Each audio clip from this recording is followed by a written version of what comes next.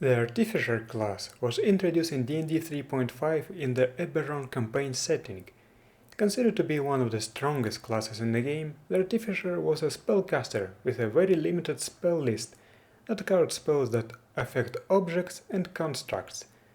The main advantage of the class was its ability to use the so-called crafting reserve instead of XP when crafting magic items. In this video, I will tell you how I adapted this concept to GURPS. There is already a 250-point artificial template in GURPS Dungeon Fantasy IV Sages, but it is quite different from the D&D Artificer. GURPS has an interesting invention system. By default, if you are using the realistic invention rules, inventing new things is very expensive, difficult and costly. Gadgeteer is a cinematic advantage that mitigates some penalties. Quick Gadgeteer is an expensive form of the former advantage that makes inventing quick and easy. Personally, I am not a fan of Quick Gadgeteer, but the normal Gadgeteer seems more or less fine to me. The Dungeon Fantasy Artificer is built around these rules, and the Quick Gadgeteer advantage without the spellcasting and enchantment aspects of the D&D class. In D&D, the Artificer was a so-called pure spellcaster. His spells, called infusions, were neither arcane nor divine. I do not like that, so I will make them arcane spellcasters in GURPS. This is how I treat Artificer spellcasting. Use sorcery as a system. The Artificer can only cast spells that affect objects and constructs, and all spells require the Artificer's touch. Apply the melee attack, reach C, cannot parry, minus 35% limitation when appropriate. The Sorcerer's Empowerment advantage gets the limited scope Artifice, minus 40% limitation, as this is more or less equivalent to restricting the spellcasting to 2 colleges, Enchantment and Making and Breaking, and restricting the scope to only touch spells. Artificer's spellcasting is subject to repeated attempts.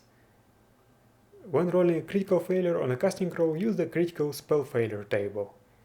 And despite not being able to cast many spells, Artificers can create various magic items with the enchant spell. Each recipe is a perk. For example, an Artificer can create a wand of Fireball if he has the enchantment recipe Fireball perk.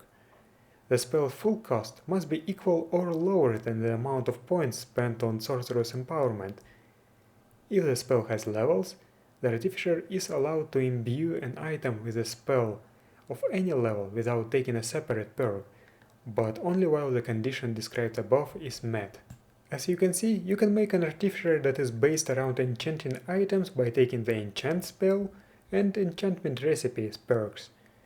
Or you can have an Artificer without the enchant spell but who can enchant items temporarily with weapon buff spells, destroy objects and constructs, etc.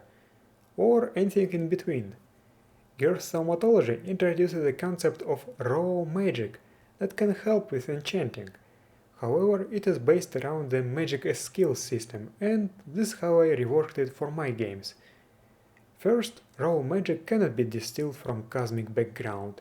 It congeals naturally in areas of high and very high mana, making it a valuable resource for arcane spellcasters. Usually, raw magic is aspected, and its aspect is somehow hinted at in its form. For example, air aspected raw magic can take the form of souffle-like clouds. Raw magic is measured in arbitrary points that depend on the aspect. Raw magic can be used in the following ways. Energy source. Each point expended supplies 5 energy points for the purpose of spells or other magical processes that normally cost FP. Conductor.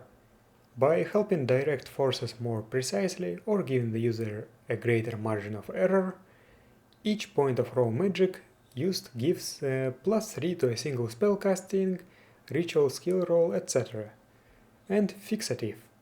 Being magic in permanent form, raw magic facilitates permanent enchantment.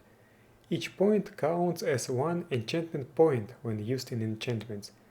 Thus, a point worth of raw magic has the monetary value of $320. and if ever sold, is usually sold at $640. Aspected raw magic is worth less, depending on the scope of the aspect. Very few magical practitioners are born with the innate ability to control and refine raw magic. These people are called spellfire wielders and have their abilities limited by costs raw magic instead of cost fatigue. Costs raw magic has a limitation value of -25% per level.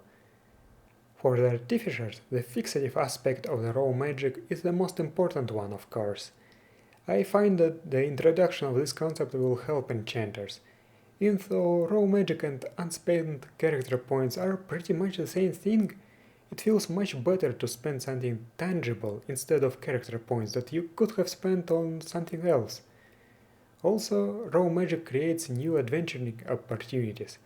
An enchanter could hire adventurers to procure as much raw magic as possible from some dangerous place, for example. If you remember the D&D skill list, you probably remember the use magic device skill. There is no such skill in GURPS, so I introduced a new one. I think I talked about it in some other video, but it won't hurt to repeat myself, as it is as good of a time as any. Use enchanted item is an IQ-based average difficulty skill, with no default. This skill lets you use enchanted items. Some items might require a successful roll of this skill to be used, but most do not. Use enchanted item may be substituted for most of the required rolls for enchanted items. IQ rolls to cast, innate attack rolls to aim, use a dexterity-based roll for that, etc. However, use enchanted item cannot be used in place of a weapon skill. You still have to roll against broadsword to hit with a magical sword. In addition, if an item has special requirements, such as possessing the sorcerer's empowerment advantage, this requirement can be circumvented with a use enchanted item skill roll at -2 penalty per restriction. You must specialize by power source, magic, divine, psi, etc. I also wrote up a 150-point artificer template that combines the concepts of an enchanter and a gadgeteer. I will link it in the description. But wait, aren't we forgetting something?